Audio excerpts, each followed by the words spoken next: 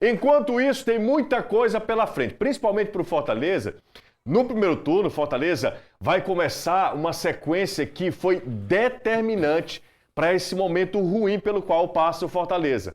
Olha só, foram derrotas na sequência. Um primeiro turno que começou com derrota para o Vasco, aí depois Cruzeiro, sapatada para o Flamengo, derrota frustrante para o Santos, derrota para o Ceará. Nós tivemos aqui no Santos a parada para o Mundial de Clubes, volta, perde para o Ceará, que culmina com a derrota, com a demissão do técnico Juan Pablo Vojvoda.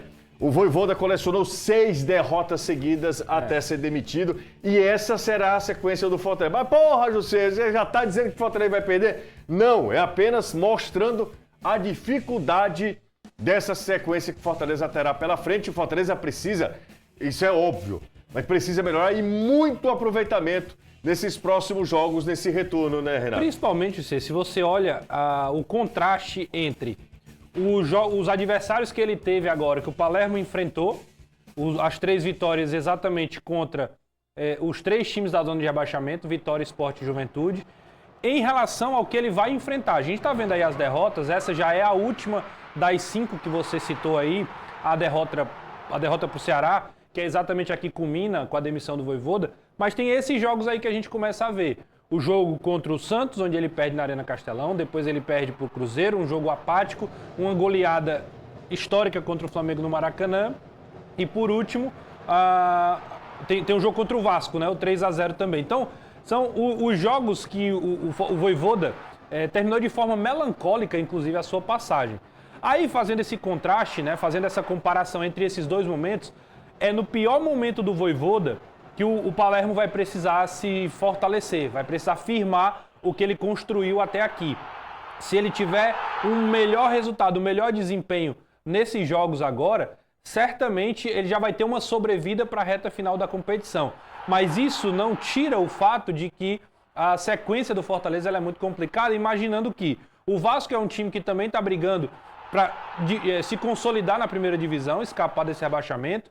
O Santos é um time que é o adversário hoje direto, principalmente a gente vai falar disso hoje, nessa luta contra o rebaixamento, já que o Atlético Mineiro venceu. O Flamengo, postulante ao título, perdeu a posição agora para o Palmeiras. E por último, desses aí, o Cruzeiro também, que é um time que ainda está ali almejando ou um título, brigar ali nas primeiras colocações, ou pelo menos a vaga na Libertadores de forma direta. Então é uma sequência complicada, isso para não falar do clássico. O Palermo vai ter um grande desafio pela frente. Começa com o Vasco na Arena Castelão, se torna muito primordial um resultado positivo, mas sabendo que vai enfrentar adversários gigantes aí nessa sequência. Não é fácil, mas é o desafio que o Fortaleza tem pela frente. E isso é Série A do Campeonato Brasileiro. Você respira, mas depois vem uma sequência talvez ainda pior. E ontem nós tivemos jogos atrasados e um desses jogos não foi bom para o Fortaleza. É verdade. Que foi a vitória do Atlético Mineiro. A gente vai acompanhar jogos atrasados pela 14ª rodada do Campeonato Brasileiro. A gente começa aí exatamente com a vitória do Galo sobre a equipe do Sport. O Vitor Hugo fez 1-0, né? Foi 3-1 para o Atlético Mineiro. Renato, um resultado ruim e tudo indica que o time a ser ali perseguido, o alvo é o Santos. Né? E ontem, assim, era muito previsível que o Atlético iria vencer o Sport. A gente tá vendo aí o 3º gol do Rony, o 2º foi do Arana. O Derek Lacerda ainda vai diminuir. Era uma partida que o Sport lutou. Finalzinho do jogo, né?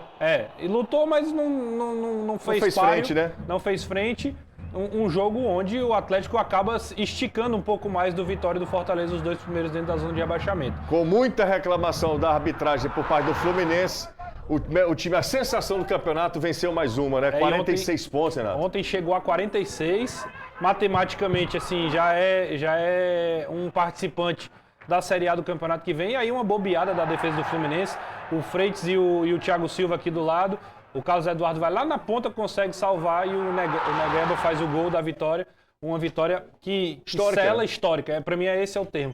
É histórica, coloca o Mirassol de novo na Série A. O Guanais ontem muito feliz e emocionado na coletiva depois, porque A gente cravou o Mirassol aqui como um grande postulante ao rebaixamento. Mas eu acho que a postura do Mirassol ontem reforça esse nosso, Não, esse nosso eu, discurso. assim, eu tô pontuando de que essa era a expectativa do Mirassol. Do Mirassol. O Mirassol, inclusive, fez festa ontem. festa. E assim, justificável, né? Claro. Aí Justificável. A permanência tem que ser comemorada mesmo. Precisa valorizar muito o que foi feito, até porque agora o Mirassol tem 12 jogos para quem sabe, inclusive, chegar à Libertadores. Assim... É talvez a entrada numa Série A mais apoteótica da história de um clube. Dúvida, sem dúvida. Assim, não tem muito para onde correr. O Mirassol faz uma campanha que dificilmente ele ou qualquer outro que vier da Série B vai conseguir repetir. Mas você pode lembrar o Corinthians, que participou da Série B, mas Corinthians o dinheiro do nível. Corinthians... E outro detalhe, assim, disputando pela primeira vez na história a Série A, diferente do Corinthians. Numa né, por cidade que não tem uma grande população, não vou nem entrar no mérito de torcida, eu vou falar de população. É um time que tem um projeto sólido, mas é um time pequeno, não tem muito para onde a gente correr também. E assim, eu sempre faço essa comparação.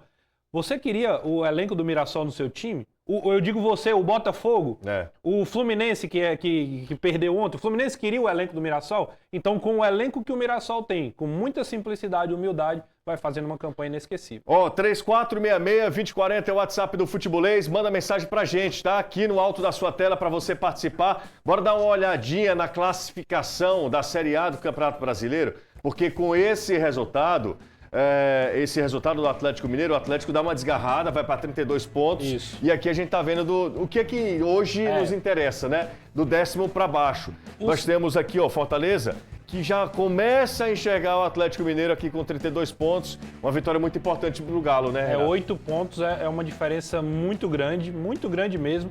Agora eles todos estão com o mesmo número de jogos. A situação do Vitória é que vai se complicando, porque é o time que tem um jogo a mais do que todos.